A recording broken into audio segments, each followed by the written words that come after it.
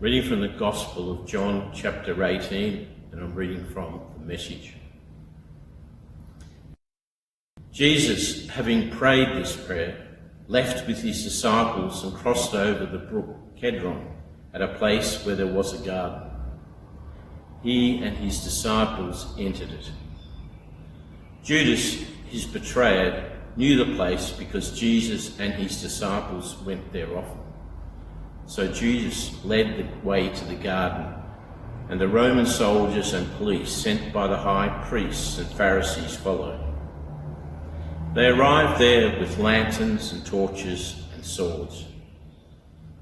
Jesus, knowing by now everything that was coming down on him, went out and met them. He said, "Who are you after?" They answered, "Jesus the Nazarene." He said, "That's me." The soldiers recoiled, totally taken aback. Judas, his betrayer, stood out like a sore thumb. Jesus again said, "Who are you after?" They answered, "Jesus the Nazarene." "I told you," said Jesus, "that's me. I'm the one. So if it's me you're after, then let these others go." This validated the words in his prayer, that I didn't lose one of those you gave me. Then Jesus and Simon Peter, who was carrying the sword, pulled it out from his sheath and struck the chief priest's servant, cutting off his right ear. Malchus was the servant's name. Jesus ordered Peter, "Put back your sword. Do not think for a minute, I'm not going to drink this cup the Father has given me." Then the Roman soldiers under their commander, joined by the Jewish police, seized Jesus and tied him up. They took him first to Annas, the father-in-law of Caiaphas. Caiaphas was the chief priest that year. It was Caiaphas who had advised the Jews that it was their advantage that one man die for the people. Simon Peter and another disciple followed Jesus. That other disciple was known to the chief priest, and so he went with Jesus to the chief priest's courtyard. Peter had to stay outside. Then the other disciple went in, spoke to the doorkeeper, and then got Peter in. The young woman who was the doorkeeper said to Peter, "Aren't you one of this man's disciples?" Peter said, "No, I'm not." The servants and police had made a fire because of the cold and were huddled there warming themselves. Peter stood with them, trying to get warm. The interrogation. Annas interrogated Jesus regarding his disciples and his teaching.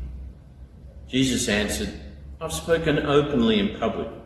I've taught regularly in meeting places and in the temple, where the Jews all come together. Everything has been out in the open. I've said nothing in secret. So why are you treating me like a conspirator? Question those who have been listening to me. They know well what I have said. My teachings have all been above board." When he said this, one of the policemen standing there slapped Jesus across the face, saying, "How dare you speak to the chief priest like that?" Jesus replied, "I've said something wrong? Prove it, but I've spoken the plain truth. Why this slapping around?" Then Annas sent to him, still tied up, and sent him off to the chief priest Caiaphas. Meanwhile, Simon Peter was back at the fire, still trying to get warm. The others there said to him, "Aren't you one of his disciples?" He denied it, "Not me." One of the chief priest's servants, a relative of the man whose ear Peter had cut off, also said, "Didn't I see you in the garden with him?" Again Peter denied it. Just then a rooster crowed. The King of the Jews. They led Jesus from Caiaphas to the Roman governor's palace. It was early morning.